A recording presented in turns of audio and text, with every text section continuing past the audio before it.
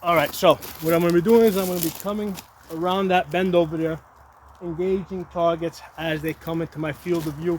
So I'm not going to be able to see the targets. So the idea is, find the target, get the reticle on the target while moving, and we're going to try and get a sense of which reticle is easier to work with.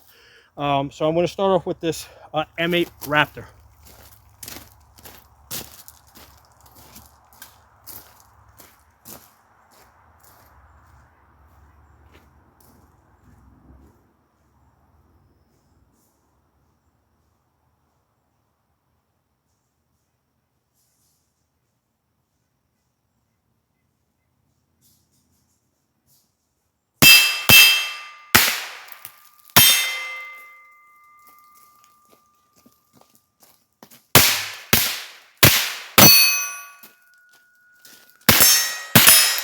Okay, let's go grab the SLX.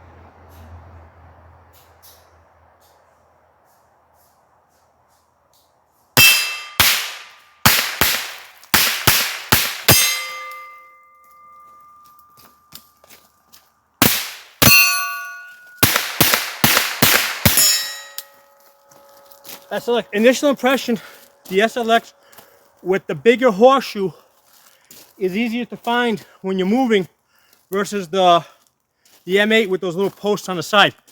I don't think they're quite dark enough or coming quite deep enough. Let's try it again.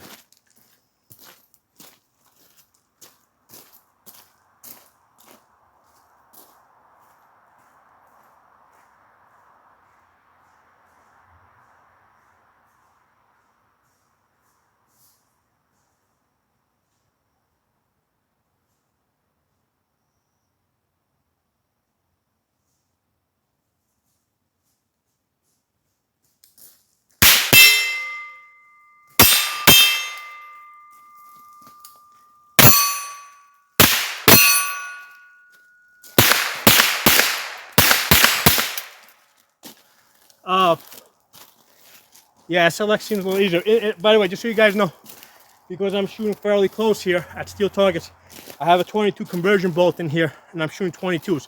But this isn't really about the caliber, but it's about my eyes working with this with this reticle. Let's try the other one again. Let's go back to the SLX.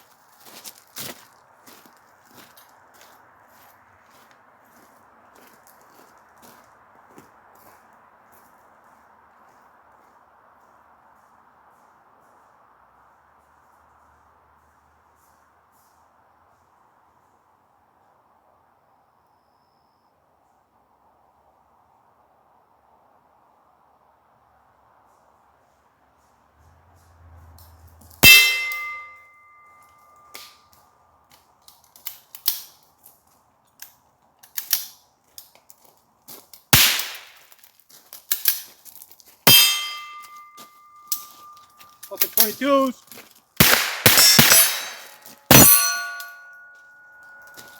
Bigger horseshoe seems to be working better, especially under that stress where I had these 22s malfunction on me and I had to do the magazine change. Let's do a little bit more. All right, so that's the SLX with the bigger horseshoe. Let's try we'll try the M8 with the posts, the German 4 posts.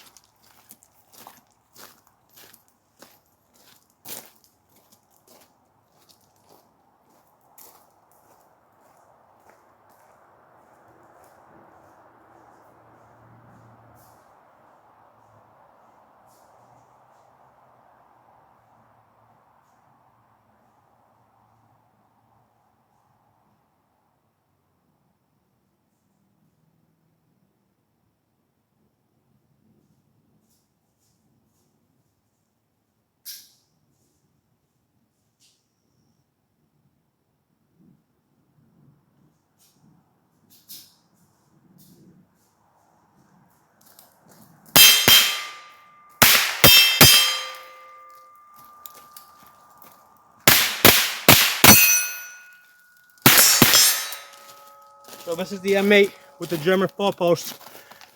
The horseshoe in the center is way too small, and I'm just using etched reticle here. It's not both on both of these scopes. I'm keeping it etched reticle. I'm not using the illumination because battery life sucks on LPVOs with the illumination. So, and it's going to run out. So ultimately, you're going to end up working with the etched reticle. What I'm finding is that the German 4-post, the thick bars, are too far out to the outsides to help guide, you know, for me to see it and center. Okay, if they came in a little deeper, they might have been a little bit more useful. But the SLX one with the thicker horseshoe, and I'm not even using that spine, just the dark horseshoe, that's helping me get on target faster. Let's do it again. I still got ammo. This is the M8. We're gonna go back to the SLX with the German 1, right? The single post coming up from the bottom with the dark horseshoe.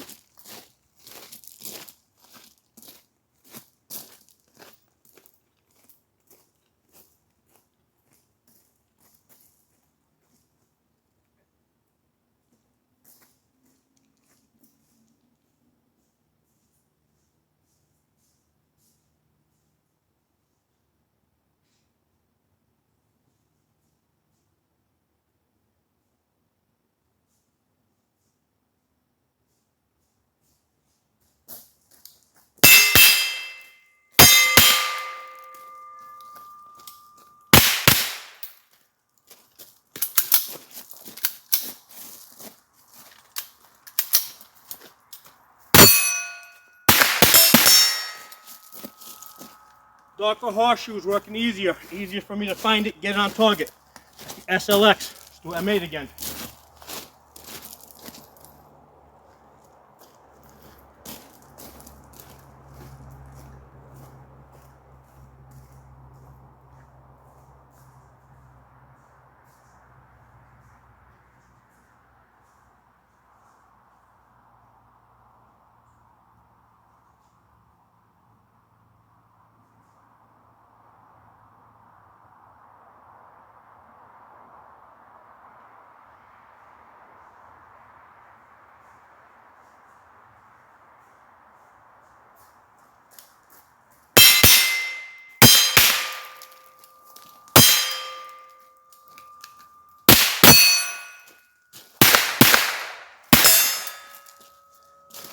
Yeah, it's a little bit of a struggle to find that darker, the small horseshoe. So again, this is the one with German 4-post with the 4-post coming in from the outside. Let's do it again.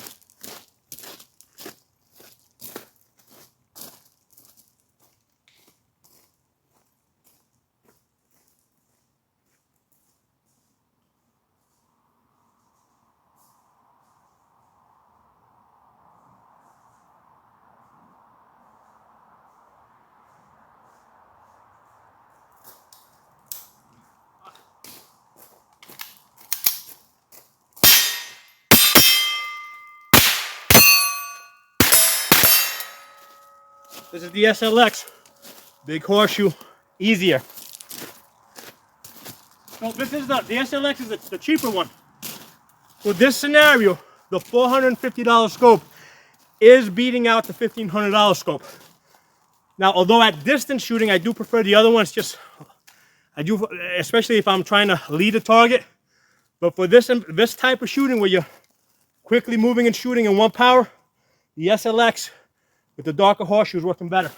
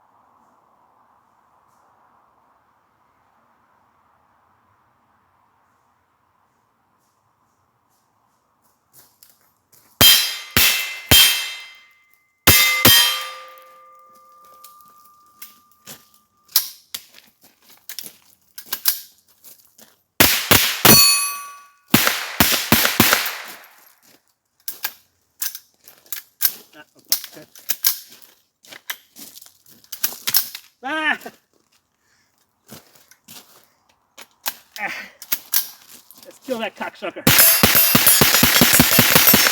Okay.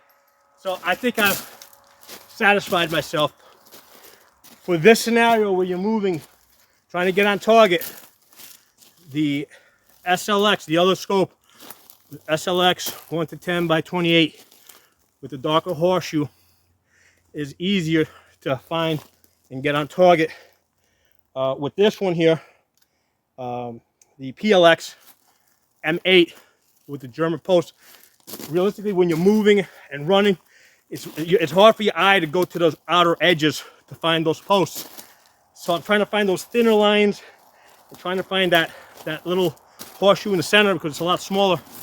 So for this type of scenario, a $1,500 scope, it is a little bit more difficult to work with. So that worked out pretty interesting. A couple of things that I also found out, this rifle, the Ruger MPR, has the Magpul grip. The other one has the CMMG grip. Actually, let me go. I don't like the CMMG so much. Let me go get that.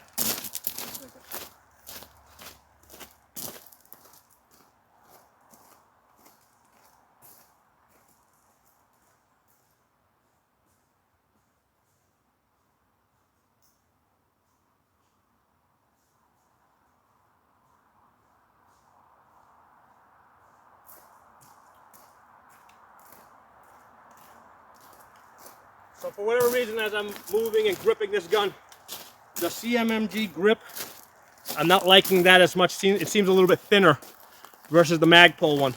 Okay, so this is the CMMG one.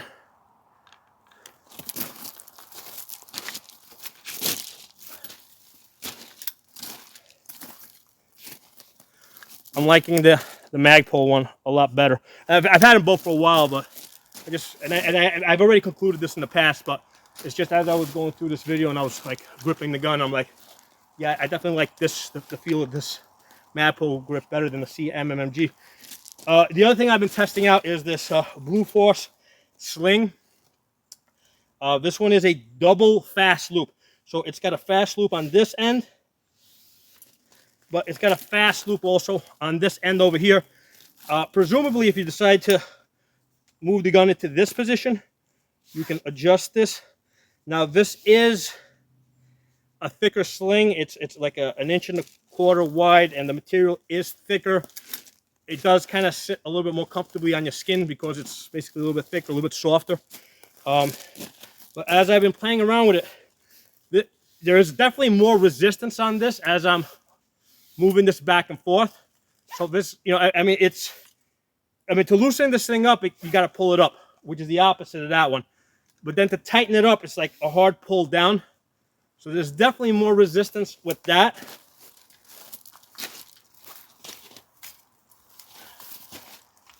Versus this Brash Tactical. So this is fast loop too, but it's a single point. Now this one is thinner material. It's also only 1 inch wide. This one moves a lot faster, tightens up, loosens up. So this is a lot faster. Of speeds, if you're mostly interested in speed, although that Blue Force one, yeah, it's all heavy duty and stuff. The hardware's heavy, all steel. So a lot of the hardware on this is plastic. This is faster, right? So if it's all about for speed for you, this is faster. Now, even though this is, because sometimes if you get the thinner ones, they slip a little bit too much.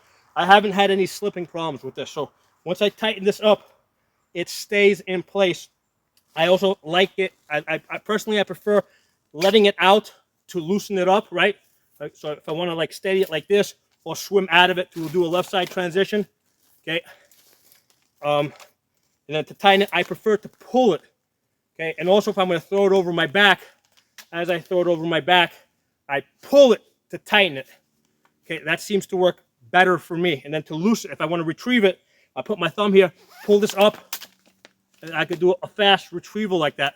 So this is like a $20 sling without the hardware. I think it's like $25 with the hardware. This one over here, the Blue Force gear one, obviously it's combat rated, I guess, right? It was designed by a combat guy, Larry Vickers. But I'm just finding for the type of running and gunning that I'm doing, it's like a lot of times it's like I'm just, you know, I'm working harder to pull it or loosen it up. A lot of it has to do with just that it's thicker material, wider material.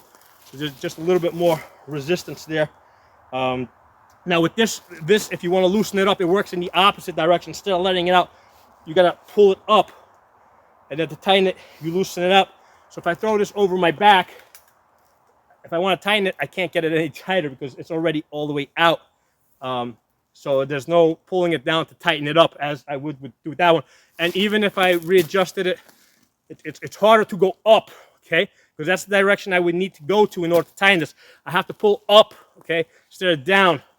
So when it's on your back, it's a little bit harder to work with. I mean, the advantage is that if you're in this, if you like this position, you know, you can adjust it from here, and then if you switch to here, you can also adjust it from there.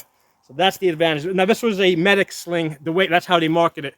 I don't know exactly what advantage that would have to a medic, but this is marketed as the medic sling, and basically it's a double fast loop here and fast loop over there. So I just thought it would be interesting to add that additional information. And you know how I felt about it as I was working through this practical exercise where I'm basically moving and shooting. So I hope you guys enjoyed the video. Drop some comments below. Let me know what you guys think, and I'll talk to y'all soon.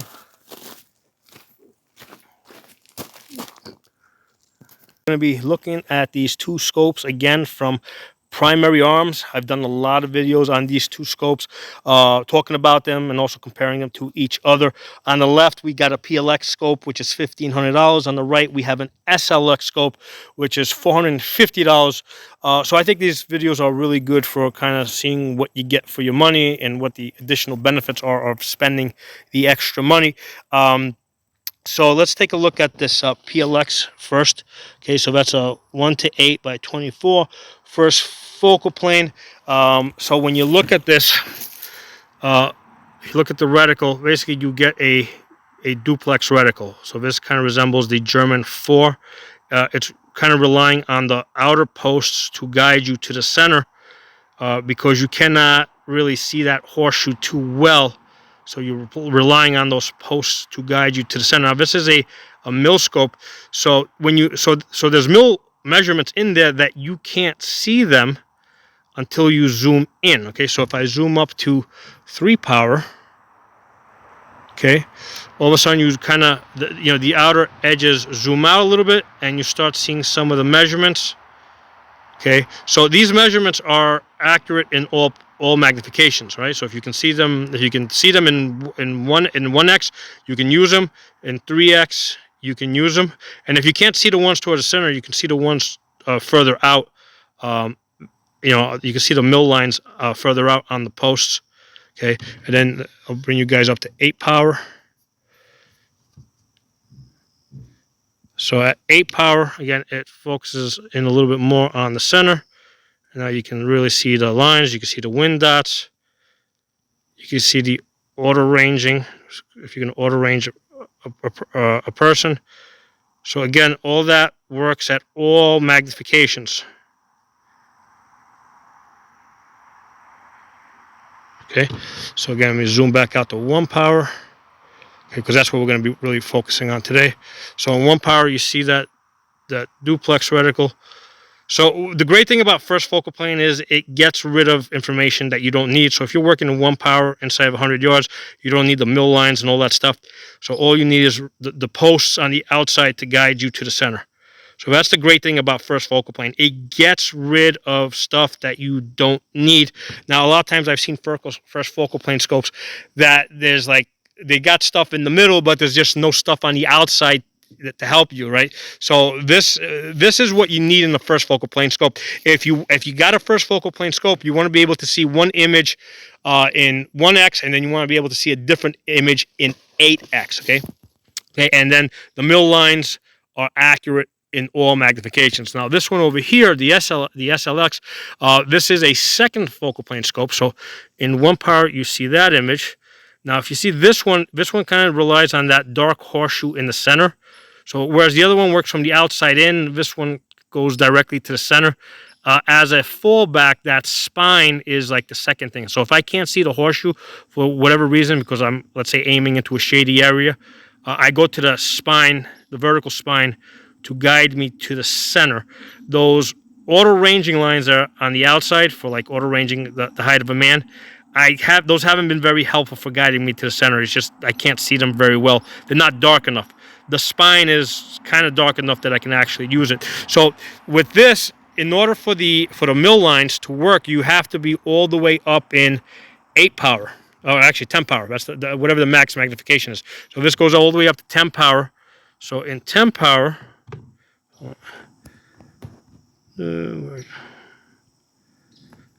so in 10 power, the reticle basically stays the same size. It's just that if I can line it up, there it is. So the reticle is the same size. It's just that the image behind it gets magnified. So only in max magnification are you able to take measurements, as far as range estimating.